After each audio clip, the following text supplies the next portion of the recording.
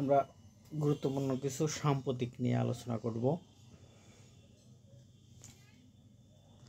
প্রথমটা দেখেন হচ্ছে যে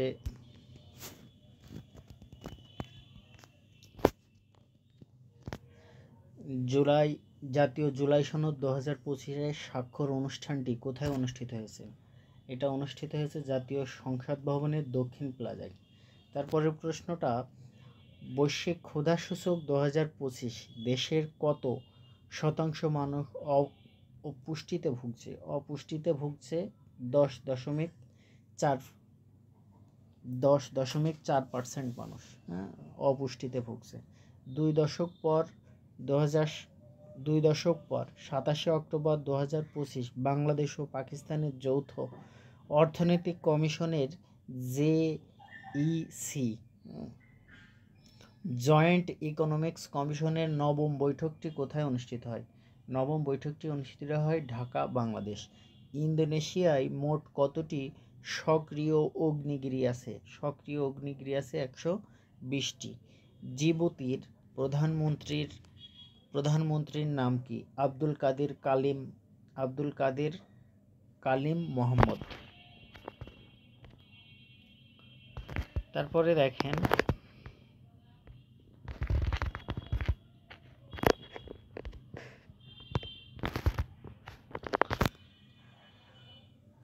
তারপরে 6 নম্বরটা, দুগমুশ কোন অঞ্চলের গোত্র?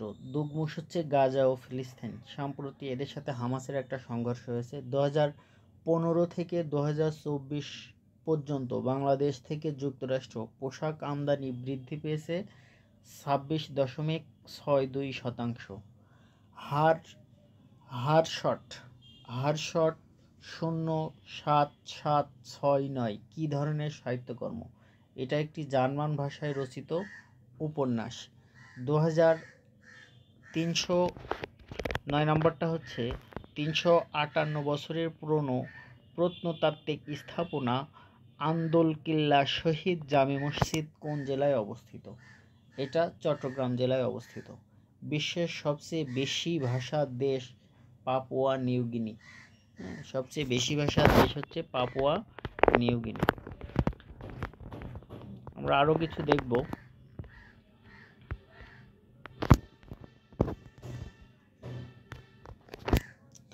রাজশাহী বিশ্ববিদ্যালয়ের কেন্দ্রীয় ছাত্র সংসদ অর্থাৎ রাকসু নির্বাচনে ভিপি ও জিএস নির্বাচিত হয়েছে মোহাম্মদ মুস্তাকুর রহমান জাহিদ ও জিএস হয়েছে সালাউদ্দিন আম্মার। চট্টগ্রাম বিশ্ববিদ্যালয়ের ভিপি অর্থাৎ চাকসুর ভিপি হয়েছে মোহাম্মদ ইব্রাহিম হোসেন। দেশের প্রথম পূর্ণ ব্যবহারযোগ্য রিসাইকেলড প্লাস্টিক তৈরি ক্রেডিট ও ডেবিট কার্ড সেবা চালু করেছে কোন ব্যাংক? মেঘনা ব্যাংক।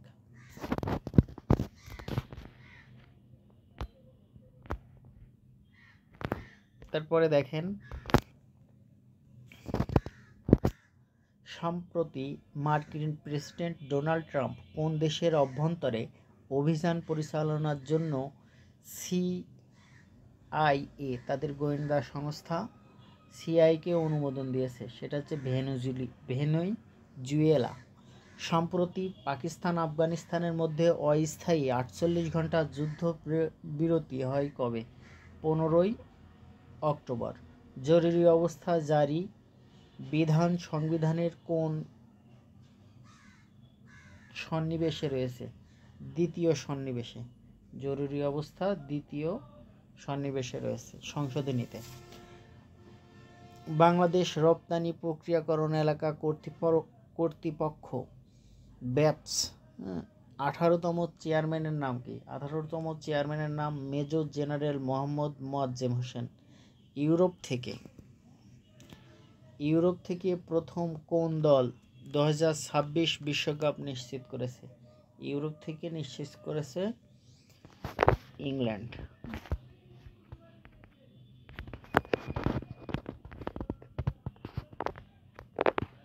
তারপরে আর একটা পেজ দেখি। আন্তর্জাতিক দারিদ্র্য বিমোচন দিবস কবে? 17 অক্টোবর। আন্তর্জাতিক দারিদ্র্য বিমোচন দিবস 17 অক্টোবর। বিতর্কিত সার্কলিক অঞ্চল কোন দুইটি সীমানায়, কোন দেশের সীমানায়? ভারত ও পাকিস্তান। সম্প্রতি বহুস্তর বিশিষ্ট আকাশ প্রতিরক্ষা ব্যবস্থা টিনডোম উন্মোচন করেছে তাইওয়ান। টিডোম তাইওয়ান। তারপরে 4 নম্বরটা,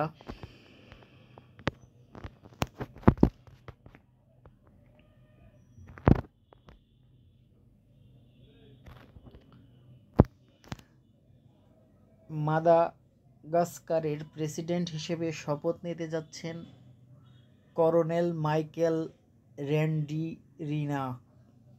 2026 বিশ্বকাপ কতটি দল অংশগ্রহণ করবে? ফুটবল বিশ্বকাপে 48টি দল। সর্বশেষ কোন দল 2026 টি-20 বিশ্বকাপের টিকিট নিশ্চিত করেছে? সর্বশেষ সংযুক্ত আরব আমিরাত। 2026 টি-20 বিশ্বকাপে মোট কতটি দল অংশগ্রহণ করবে? 20টি দল অংশগ্রহণ করবে। তারপরে শেষ প্রশ্ন অর্থাৎ 8 নম্বরটা, বিশ্বের সবচেয়ে শক্তিশালী পাসপোর্ট সূচক প্রকাশ করে কোন দেশ ভিত্তিক প্রতিষ্ঠান? যুক্তরাজ্য। যুক্তরাজ্য ভিত্তিক প্রতিষ্ঠান হেনলি অ্যান্ড পার্টনার্স যুক্তরাজ্যের একটা প্রতিষ্ঠান। তারপরে আরো একটা পেজ দেখেন, জুলাই সনদ স্বাক্ষরিত হয় 17 অক্টোবর। জুলাই সনদে স্বাক্ষর করেছে 24টি দল। পর্তুগালের প্রেসিডেন্ট কে? মার্সেলো রেবোল ডি সুজা। মাথাপিছু জিডিপির আকারে বাংলাদেশের অবস্থান পৃথিবীর 35তম। RECP এর পূর্ণরূপ কি? রিজিওনাল কম্প্রিহেন্সিভ ইকোনমিক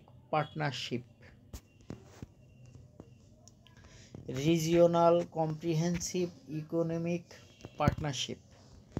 তারপরে দেখেন, বিতর্কিত সার্কলিক অঞ্চল, এটা হচ্ছে ভারত ও পাকিস্তান। মাদাগাস্কারের প্রেসিডেন্ট হিসেবে শপথ নিতে যাচ্ছেন কর্নেল মাইকেল র্যান্ডিরিনা। 2026 বিশ্বকাপে কতটি দল অংশগ্রহণ করবে? 48টি দল অংশগ্রহণ করবে।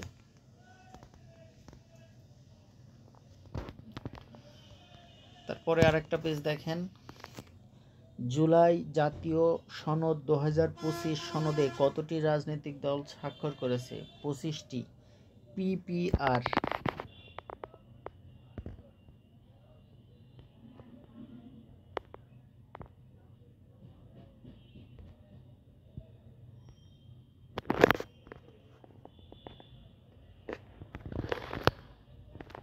তারপর দেখেন, PPRCর প্রতিবেদন অনুযায়ী দেশে বর্তমান দারিদ্র্যের হার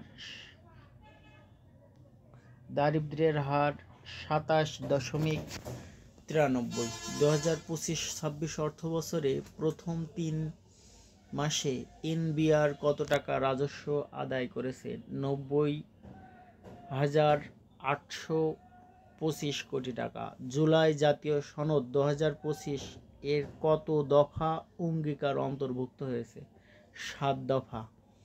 দেশের সব সরকারি হাসপাতালে ডেঙ্গু শনাক্তকরণের জন্য কোন পরীক্ষা বিনামূল্যে করা হবে? NS1 অ্যান্টিজেন পরীক্ষা।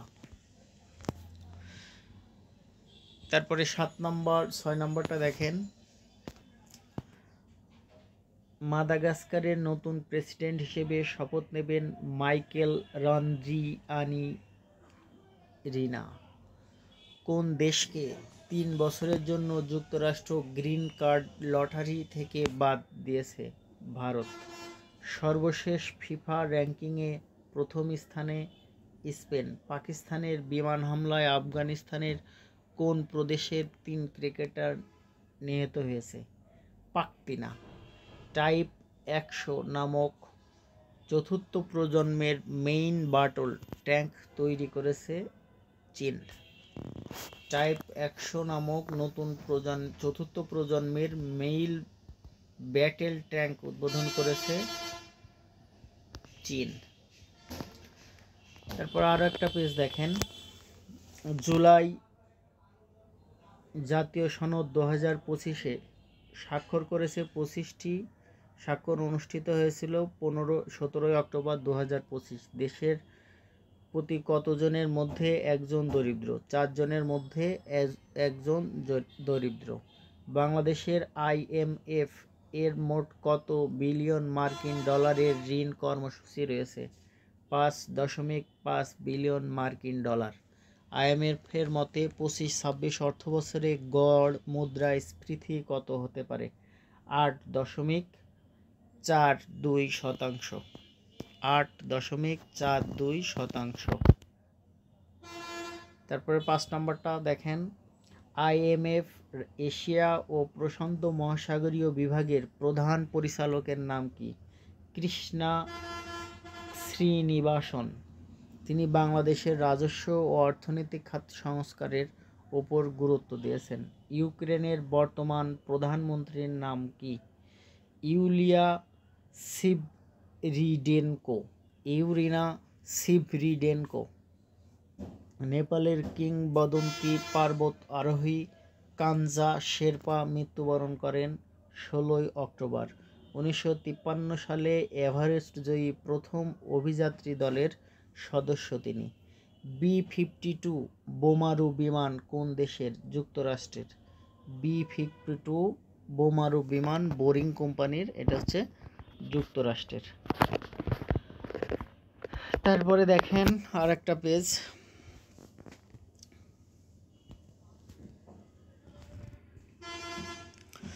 বলতেছেন নোট অফ ডিসেন্ট।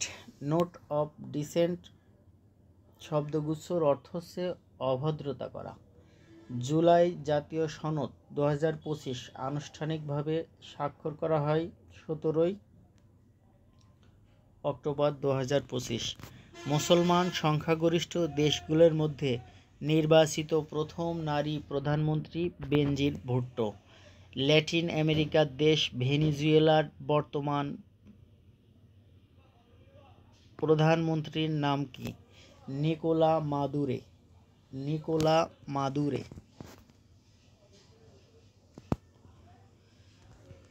তারপরে দেখেন, জুলাই জাতীয় সনদ স্বাক্ষর অনুষ্ঠানে মোট কতটি দল স্বাক্ষর করে? 24টি। ঐতিহাসিক তেভাগা নেত্রী ছিল ইলা মিত্র। আলোচিত টমাক ক্ষেপণাস্ত্র কোন দেশের? আলোচিত টমাক ক্ষেপণাস্ত্র যুক্তরাজ্যের। বাংলা সাহিত্যের কালজয়ী সামাজিক উপন্যাস আনোয়ারার লেখক হচ্ছে মোহাম্মদ মুজিবুর রহমান। শেষ পাতাটি আমরা পড়ব এখন ইনশাল্লাহ।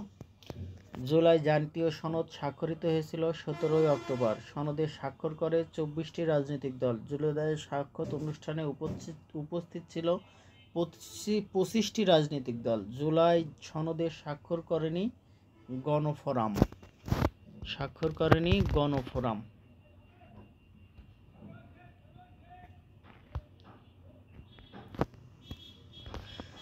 বাংলাদেশ পুলিশ জাতিসংঘ শান্তিরক্ষা মিশনে অংশগ্রহণ করে 1989 সালে। রাকসুর 77তম নির্বাচন অনুষ্ঠিত হয় 17 অক্টোবর।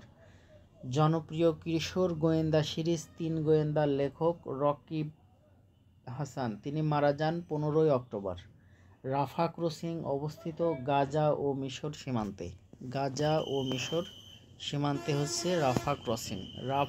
গাজা ও মিশর সীমান্তে। ফিফা র্যাঙ্কিংয়ে বাংলাদেশের অবস্থান 184 হবে এটা।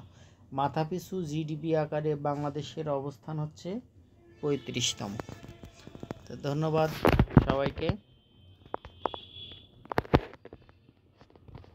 আসসালামু আলাইকুম।